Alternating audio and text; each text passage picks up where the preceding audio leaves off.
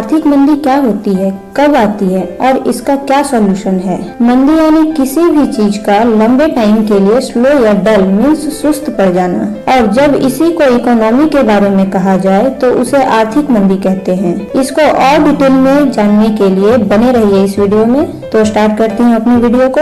Long time तक जब देश की इकोनॉमी स्लो और डल पड़ जाता है तब उस सिचुएशन को आर्थिक मंदी के रूप में डिफाइन किया जाता है। वित्त मंत्री निर्मला सीतारमण ने भारत में आर्थिक मंदी से रिलेटेड डर खारिज करते हुए कहा है कि इंडियन इकोनॉमी को मंदी में जाने का सवाल ही नहीं उठता, लेकिन सवाल ये उठता है कि किसी देश की इकोनॉमी मंदी में जाती कैसे है। जब किसी इकोनॉमी में लगातार 2 क्वार्टर तक जीडीपी ग्रोथ घटती ही जाती है तब उसे टेक्निकल के रूप में मंदी का नाम देते हैं। आसान शब्दों में कहें तो इकोनॉमी जब बढ़ने के बजाय गिरने लगे और ये लगातार कई क्वार्टर तक होता रहे तब देश में आर्थिक मंदी की स्थिति बनने लगती है। देश की जीडीपी यानी किसी एक साल में देश में पैदा होने वाले सभी सामानों और सेवाओं की टोटल वैल्यू के आंकड़े ही बताते हैं कि देश की इकोनॉमी फल फूल रही है या मंदी में जा रहे हैं। मंदी के साथ ही इकोनॉमी से जुड़े एक और वर्ड का बहुत यूज होता है, वो है स्टैगफ्लेशन। स्टैगफ्लेशन वो स्थिति है जब इकोनॉमी स्टेगनेंट यानी स्टेबल हो जाती है। मंदी में जहां इकोनॉमी में गिरावट दर्ज की जाती है वहीं स्टैगफ्लेशन में इकोनॉमी न बढ़ती है न घटती है, यानी ग्रोथ जीरो होता है। दुनिया भर के देश इस वक्त महंगाई से जूझ रहे हैं। इसमें दुनिया की सबसे बड़ी कंपनी वाले देश भी शामिल हैं। पहले कोरोना वायरस, रूस यूक्रेन युद्ध और अभी भी कोविड के कारण चाइना में लॉकडाउन लगी है, जिसके कारण चाइना के बड़े टाउन के कारण सामानों की सप्लाई में इंटरप्ट हो रहा है, जिसके ग्लोबल स्केल पर मंदी आने लगी है। बढ़ती महंगाई को कम करने के लिए बहुत से कंट्री के सेंट्रल बैंक अपने इंटरेस्ट को बढ़ा रहे हैं। इंडिया भी वही कर रही है, लेकिन ज्यादा इंटरेस्ट इकोनॉमिक एक्टिविटी में रुकावट पैदा कर देती है। 1970 में अमेरिका में महंगाई बहुत बढ़ गई थी। महंगाई को कंट्रोल करने के लिए फेडरल रिजर्व बैंक ने इंटरेस्ट को बढ़ा दिया। तो ऐसा सिर्फ इंडिया में ही नहीं, बड़े बड़े देशों में भी होता है जब महंगाई आती है। फाइनेंशियल एक्सपर्ट और JNU के प्रोफेसर अरुण कुमार भी मानते हैं कि इंटरेस्ट को बढ़ाने से मार्केट में चीजों की डिमांड कम हो जाती है और डिमांड कम होने से इकोनॉमी एक्टिविटी में भी स्लो आ जाती है। हालांकि डिप्लेशन यानी महंगाई में ज्यादा गिरावट भी मंदी पैदा करती है, जबकि डिप्लेशन इन्फ्लेशन से ज्यादा डेंजर है। डिप्लेशन के कारण प्राइस में गिरावट आती है, जिससे लोगों की सैलरी कम हो जाती है और चीजों का प्राइस और घट जाता है। कॉमन लोग और मिडिल क्लास बिजनेसमैन इन्वेस्ट करना बंद कर देते हैं, जिससे इकोनॉमी वीक हो जाती है और मंदी आना शुरू हो जाता है। रिजर्व बैंक ऑफ इंडिया के जीडीपी ग्रोथ डाटाबेस को देखें तो आजादी के बाद इंडिया में अब तक 4 मंदी देखी गई है। ये साल 1958, 1966, 1973 और 1980 में आई थी। 1957 से 1958 के बीच इंडिया में फर्स्ट टाइम इकोनॉमी में गिरावट देखने को मिली। उस साल का जीडीपी ग्रोथ -1.2% था।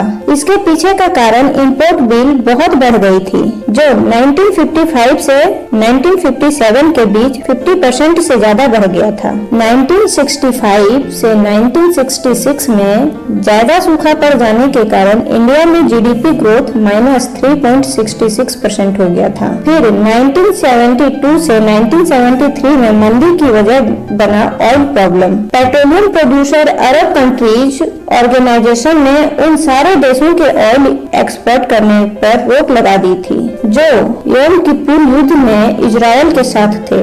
इस वजह से कुछ टाइम के लिए ऑयल प्राइस 400% बढ़ गई थी। उस टाइम इंडिया का जीडीपी ग्रोथ -0.3% रही थी और लास्ट 1980 में आई मंदी की वजह बनी ईरानी क्रांति।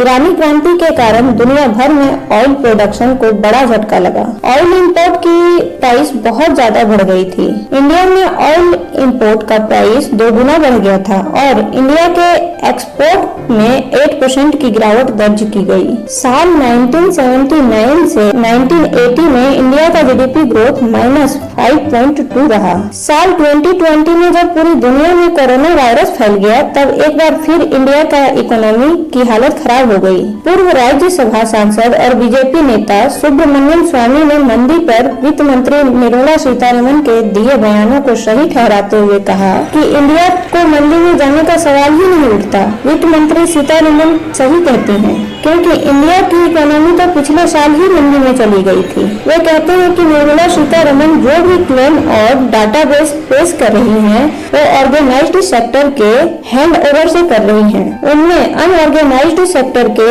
डाटाबेस शामिल नहीं है।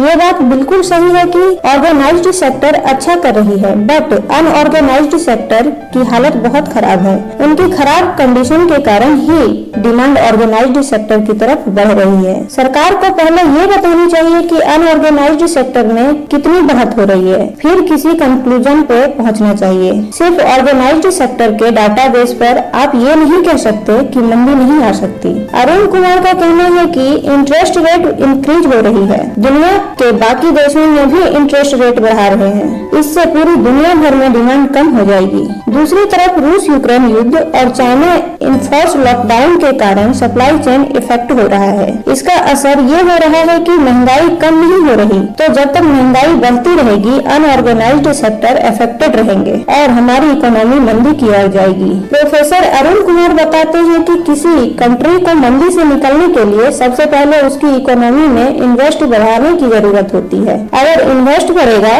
तो रोजगार मीन्स जॉब पैदा होगा, लोगों के हाथों में पैसा आएगा और उनकी परचेजिंग पावर बढ़ेगी। इंडिया के बारे में बात करें तो जॉब एक बहुत बड़ी प्रॉब्लम है। टाउन और विलेज दोनों ही फील्ड में जॉब गारंटी स्कीम के जरिए इस प्रॉब्लम का सॉल्यूशन हो सकता है। वहीं इनडायरेक्ट टैक्स जैसे जीएसटी रेट को भी कम करने की जरूरत है। अगर प्रोडक्ट पर लगी जीएसटी कम होगी तो लोगों की बचत बढ़ेगी और मार्केट में ज्यादा इन्वेस्ट करेंगे। गवर्नमेंट को जीएसटी रिफॉर्म पर भी सोचने की जरूरत है। जीएसटी से अनफॉर्मल सेक्टर को बहुत लॉस हुई है। इसके अलावा कॉर्पोरेट सेक्टर जो लगातार प्रॉफिट में है, उन पर गवर्नमेंट को वाइंडफॉल टैक्स लगाने की जरूरत है। वाइंडफॉल टैक्स एक ऐसी तरह की टैक्स है जिसे गवर्नमेंट कंपनी पे लगाई जाती है। जब कंपनी किसी मीडियम प्रॉफिट में जाती है तो उसे वाइंडफॉल प्रॉफिट कहा जाता है। गवर्नमेंट कंपनी के इसी प्रॉफिट पर टैक्स वसूलती है, इसीलिए इसे वाइंडफॉल टैक्स कहा जाता है। तो कॉर्पोरेट कंपनियों